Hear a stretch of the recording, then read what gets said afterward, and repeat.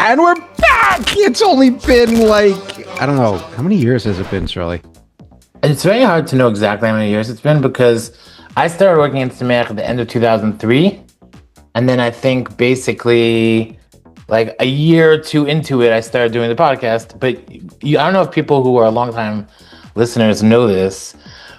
Our podcast went through many evolutions. Many episodes. I renamed you Sruly Cooks, by the way, so everyone knows who you are. Mr. Famous, I'm on the Food Network guy. Yes. Mr. Fame and No Fortune. Fame and No Fortune. All right. So little bit of history. Okay. So I said, you know what would be really cool? There's this thing that's happening right now. I was super into it in 2003, podcasts. I said, let's make a podcast. So I didn't want to do it because I was like, what business do I have? But I know that you were the perfect person. So you did a podcast in the beginning that I gave you all helped us with. You emailed me songs, I think. Right. You were actually, I think you sent me cassettes. Studio. You sent me cassettes, I think. You were in the Herman Studios. The Herman, the Five Towns Radio. Yeah. Five Towns Radio. If you, people have no idea what we're talking about because most of the people who are going to be watching this probably weren't even born then. But originally, now. In the infancy of Jewish radio on the internet, there was something called Five Towns Radio, which had some great streams and had some good stuff. And I had a show on that, and then that turned into the. So then I started coming to the studio, and then I started going on, and then I was like, wait, maybe we should do this together. And then we started the Sameach Music podcast in 2000. So like 2004, 4, 5, something like that. Something like that, yeah. And then it became later the JMR. JMR podcast. Jewish Music Report podcast. Okay. Right. And then it became the Jewish Music Show. With Dov and Sruly, and then we stopped doing it like 15 years ago. And then it went into the dustbin of the internet data. And then I had the craziest thing happen last week. So this guy reaches out to me from Israel. He sends me like a video. And when you get a random video on your WhatsApp, it's a little like, do I even open this? Is my phone going to get stolen by some guy in Nigeria or something? So I open the message, and there's this guy walking through the streets of Jerusalem. He's like, hey, I don't know if you remember, but Sameach Music Podcast episode 16, I sent you in like I was in high school at the time in Wits with your nephew when I recorded myself singing and my kids wanted to hear. I was like, what are you talking about? I don't know how many fans we had, but even if it was 10, they were the most dedicated we had ever. Okay, so that'll be an episode for another show. It was the history of what we did. But let's just do a quick catch up. So we decided to jump back on the bandwagon. Here we are, folks. Digital Dove, Sruly Cooks. We've kind of changed a little bit since the last time we've been here, but we're still very much the same. Wiser, but not as good looking. And if you have ADD, this is the show for you because we're going to be all over the place. That's why we called it TheCholent. Yes. The Cholent is a little bit of everything. I was actually thinking earlier today about what should we do, and then I was like, we should just do what we always did, which is just get on there and wing it because that just worked for so many shows. We were doing podcasts. For people to have like a pen and a paper.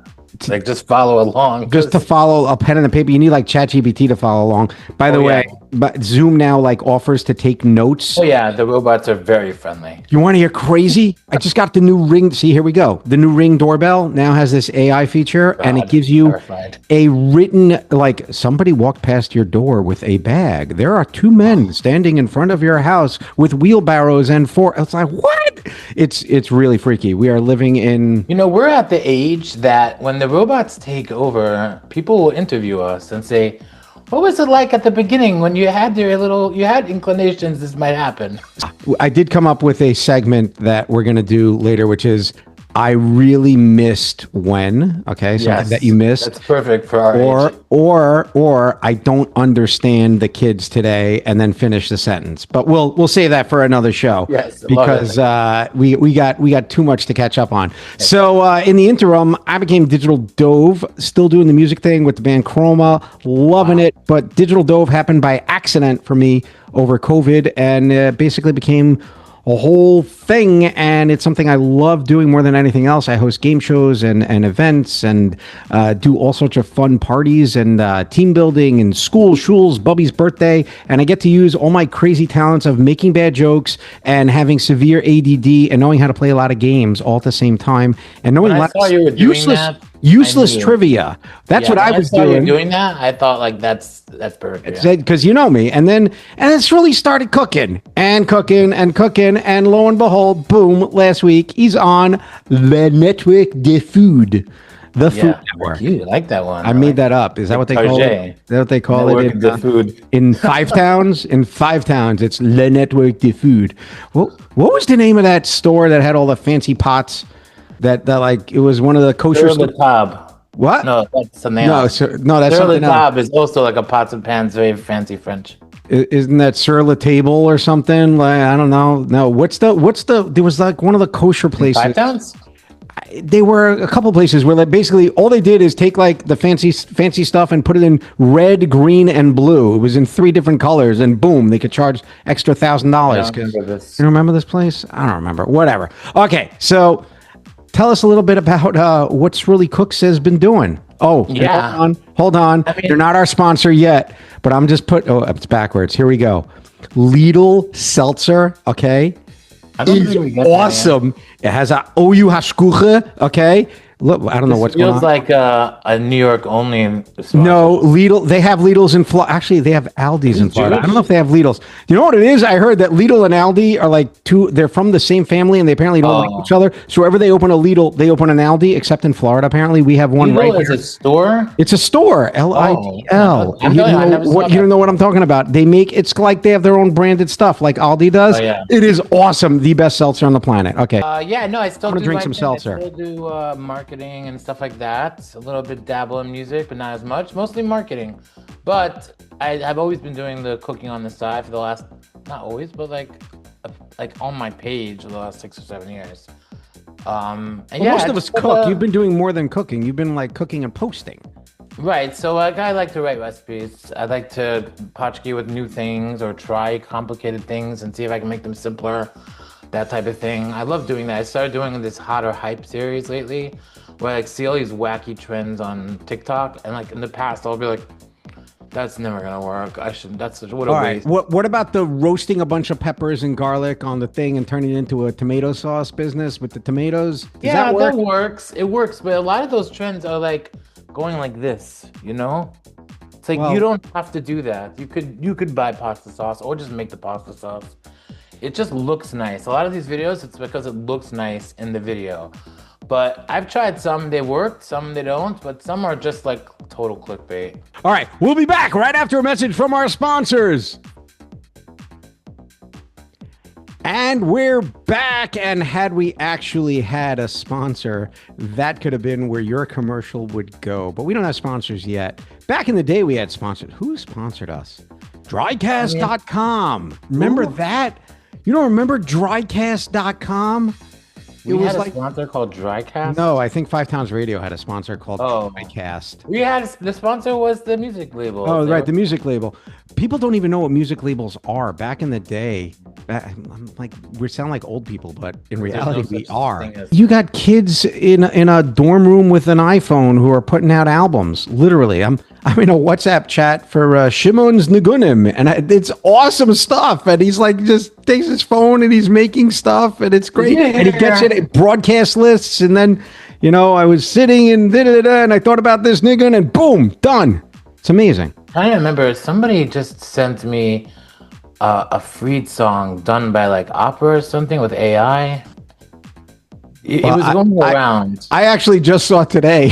One of my friends sent me one of those, tishes with what are those benches things called? The Stemslach. They have a particular Yiddish names. Like the things up the side where you have like a million Hasidim in like an armory, and they're like on these standing bleachers. Things. They have a name. The standing bleacher thingies, where they all shuffle in like the different directions at the same time.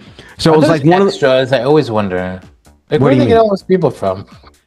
Those are not extras. Those are real people. Okay. A lot of them. Where do they live? What are their names? Williamsburg, Monroe. I don't know places. Bloomingburg, Field, Stenowitz, whatever. But they took a video from one of those big giant things, and they put it to Sweet Caroline. And let me tell you, it hypes. But there's the best one is the Rebar Chasidim in the like the white things with the EDM drop replaced with that. I don't know what EDM song is. That was fun. Today, anything goes. Anything goes, especially the AI written music that's making it. We don't even know. Charts. We might be AI. This might be AI. I don't think anyone for a second thinks that we are AI. They know very well that we are back, basically. So we have to talk about AI one day also. That should be a conversation. That should be a show. Okay. Over the years, how many times have you gotten stopped and someone asked, hey, I listened to your podcast back in the day? I had a couple of times. I would answer that differently. I would say, how long have I gone between times that people have stopped me? So I can't imagine I've gone more than 6 months in the last 10 years. I had the craziest At some point, someone has always texted me or commented on my post. And it's really I missed the podcast. So we're back, folks. You asked for it. It's time to ramble. I was in the Shuk in Israel about 6 years ago.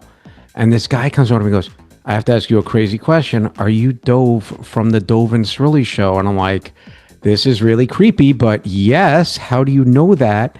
And he said he recognized me from the caricature that you had drawn for our logo. And that was like very, very vaguely drawn. Very vaguely drawn before the days of, hey, ChatGPT, give me a picture of Dove and Sruly with a pot of Cholent in it or whatever. Make it look like an Aron Kodesh. And there you go, new logo. Very nice, very nice.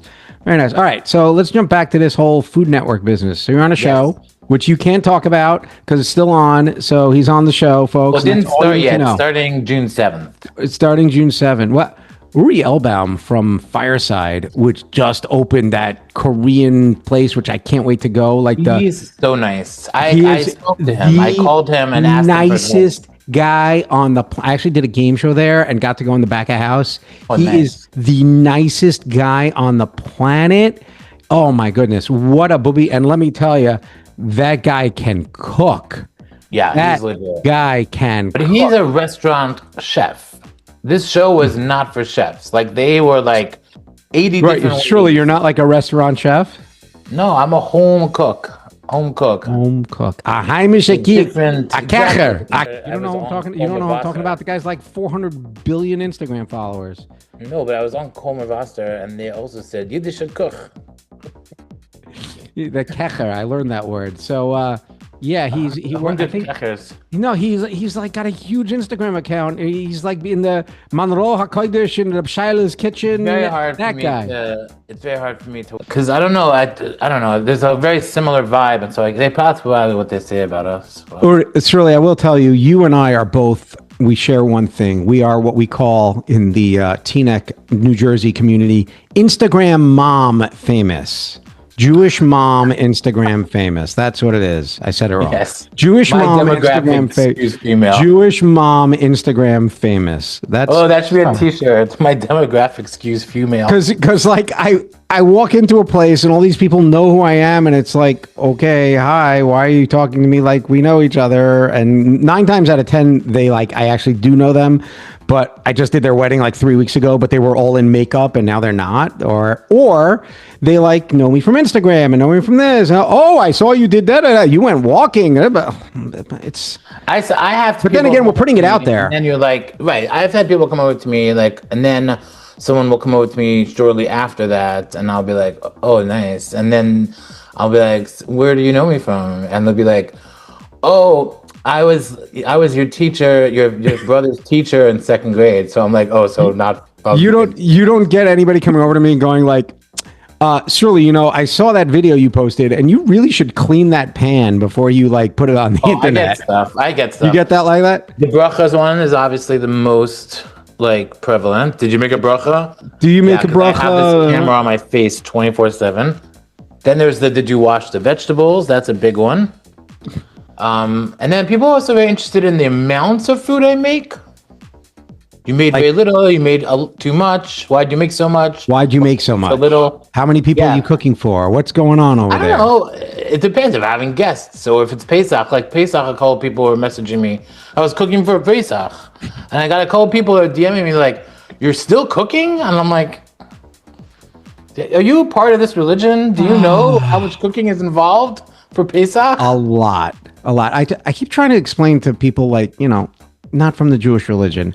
Imagine having Thanksgiving dinner every week of the year, plus another 20 times 4 or something like I can't do math, but I just know that every time I talk to one of my friends from the cooking shows that are not Jewish, and I have to be like, well, I'm going to be offline now because it's a holiday. And then I'm like, I'm going to be offline now because it's a holiday. I'm going to be offline. I really do feel like they think I'm making it up. I'm like, no, this is the one where we get the Torah. That's the one when we celebrate the Torah. So my good friend Ellie Leibowitz just did a comedy bit on this specific point and how if you're going out to get a job in the real world, the best time to start working is right after Shavuos. Because you have not right after Sukkot? No, because after Sukkot you got Hanukkah like 10 minutes later. So right, you do have Hanukkah. That's you do have Hanukkah, and then there's Yeshiva break, and then it's Purim, and then it's right. Always something. But Shavuos, you got like a solid 3 months almost until I'm not going to see the entire month of September. Right. Thank you very much. What are we now? End of May. So you have June, July, August. And then depending on when Rosh Hashanah is. Exactly. So he's right. You get almost 4 months. Almost. Well, I don't know if it's a nidche or a daiche or I'm using Jewish words that don't affect us so whatsoever. All right. Wait. So you were on the show, and how was that? How is that experience? Like, how did you actually cook? Did you taste anything, or you couldn't? No, I can't taste anything because nothing is technically kosher.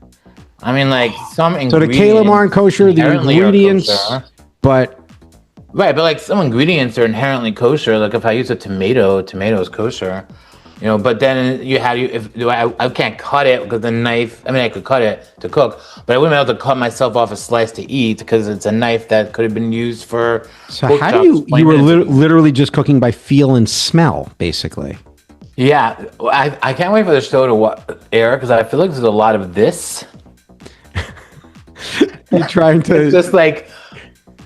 I think it needs more salt. Because if that's the way to figure it out. Can't you get a rabbinic dispensation to just taste it a little bit with your tongue? What do you mean? Can I get a rabbinic dispensation? I don't know. Is that like batal b'shishim or something? That they might be filming on Shabbos. I was like, but what if I go to the studio and walk there and I don't use any flames? And I just make something that I can make on Shabbos, like a salad. Yeah, make an Israeli salad or something, And I don't cut the pieces too small.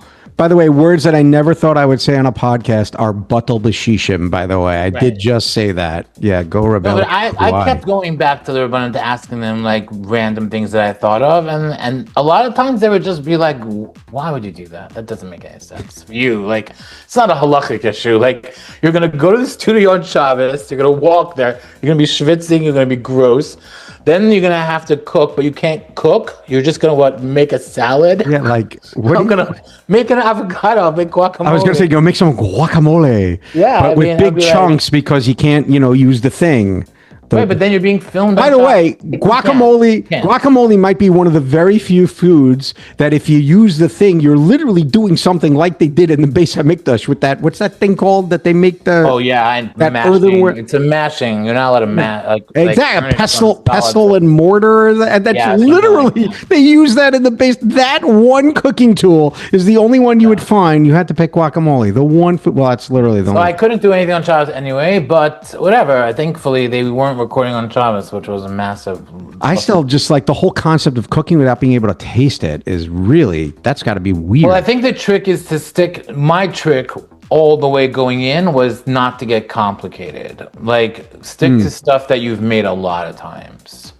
So you knew the measurements and all that stuff, you would just stick to it? Right. So that's the other, there's so many aspects of this that people don't realize that as it's happening, you're like, what? Even bakery stuff, if there was a baking challenge, I could bake if I want to, but I have to be very careful, follow the instructions and everything. So if someone be make a whatever, I can't do it off memory, so it's very hard. So actually I have a notebook. I should really show people about it. It's very cool.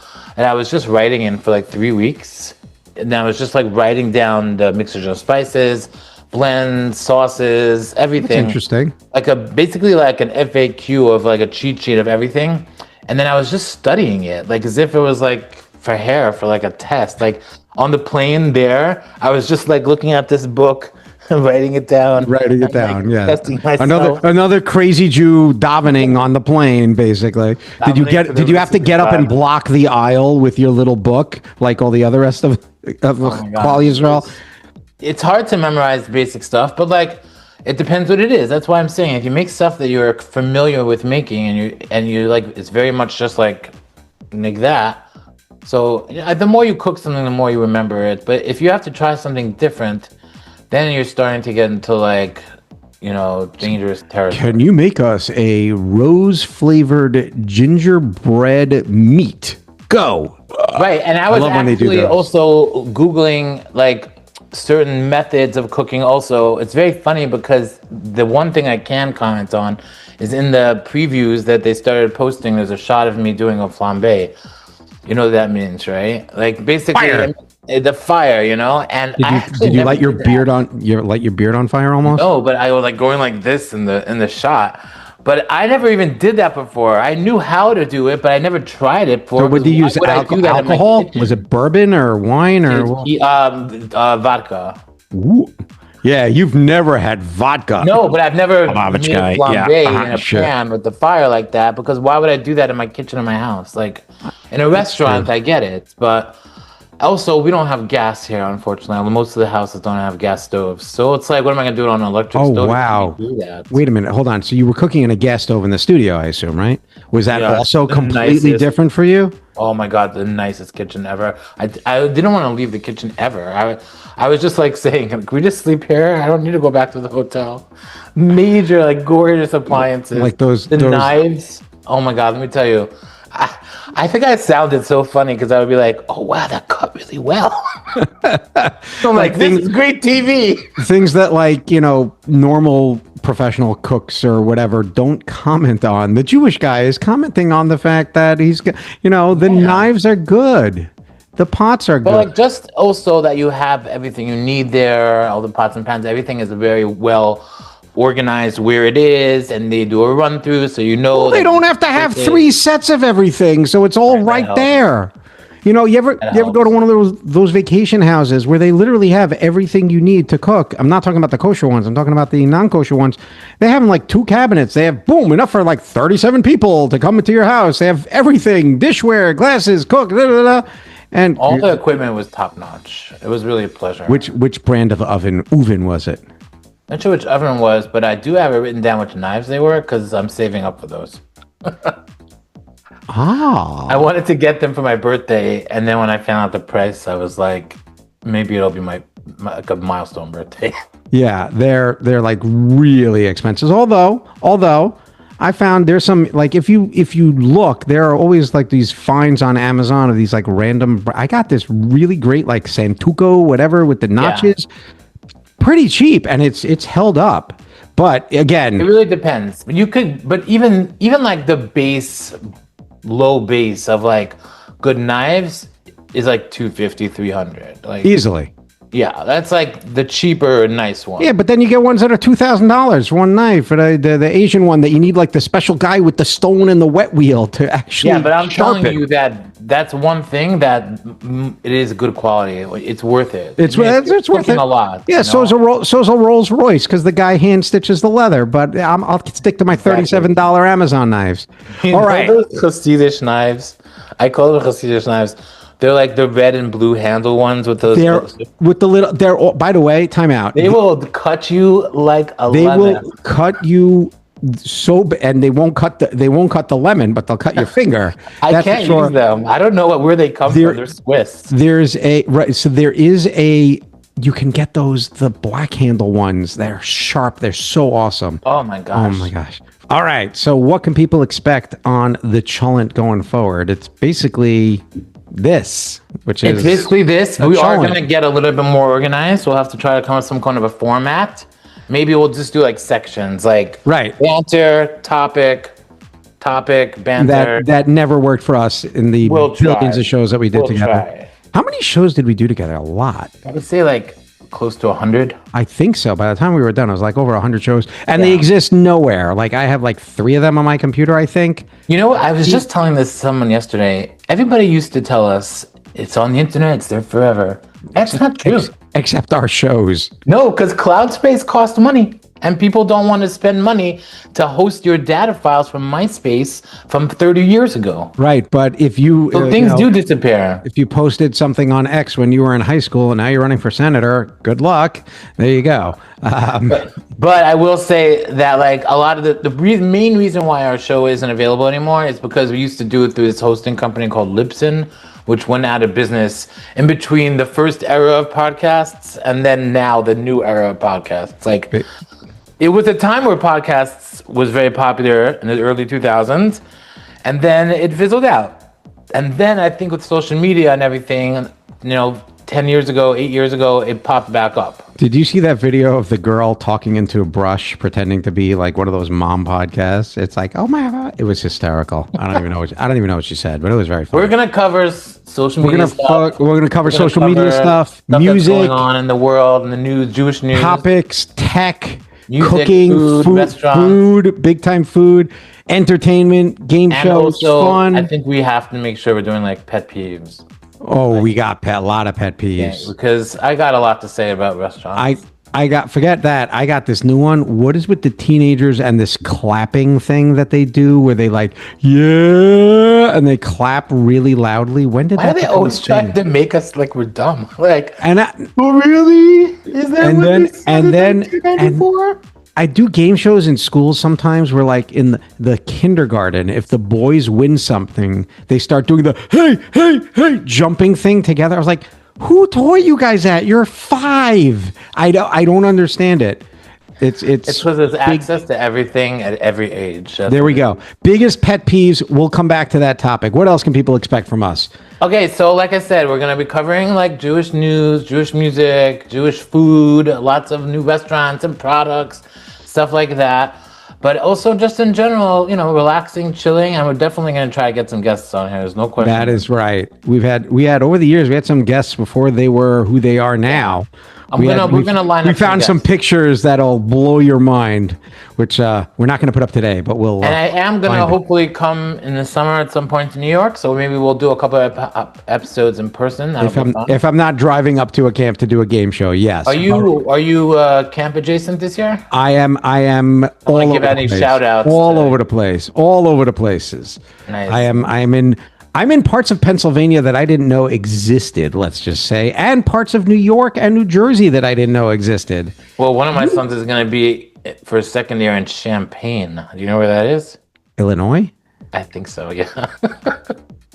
Do you know? I was going to say Pennsylvania, but it's probably Illinois. Yeah, it's probably Illinois. But Pennsylvania is a very big state. I should find out. He's doing like Pennsylvania's a very, very big state, and there are towns and places that have like, we have 20 Jewish camps in this county, and I'm not talking about Wayne County. I'm talking about other counties. The thing that happened to Pennsylvania is, I shouldn't say this. I'm going to get canceled. No, drop it. Drop it.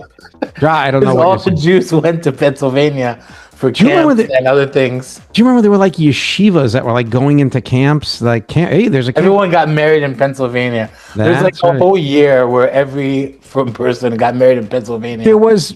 Don't joke, there was this one country club, like the first exit into Pennsylvania, that I'd never seen a Jewish wedding before. And all of a sudden they're like, why are there 600 Jews from Lakewood here on Tuesday? When I was in Utah for a few months as a bucher, they have very strict alcohol rules. So it's hard to buy alcohol. It's seltzer, folks. Seltzer. Okay. So the rabbi would drive to Wyoming to get liquor. Was the rabbi like 22 years old or even less? Yeah, he's probably in his 30s. But he still like drive to Wyoming because the second you got over that border, that was it. Your alcohol. Here when the minute you get over into Pennsylvania, it's like fireworks, beer. Here you go. Like first stop, Joe's Smoke Shop, fireworks, guns. Like I love it. Okay, so we'll wrap it up. But if you did listen to our first episode, I really appreciate it. And this is just a little bit of a test run setup. We're gonna come back again very soon. We're gonna come up with something that's a little bit more consistent this time around. That's right. I'm gonna be busy posting all this, getting it up and everything. because I have like the most available schedule because I don't do anything. Basically, I just sit in my basement all day. This is actually the first official thing I'm doing in my basement. So there you go. All right, Digital Dove, Sruly Meyer, or Sruly Meyer, depending on which way the screen ends up. I don't know. It's been fun. This is the Cholent. We'll see you next time. Bye-bye. Bye.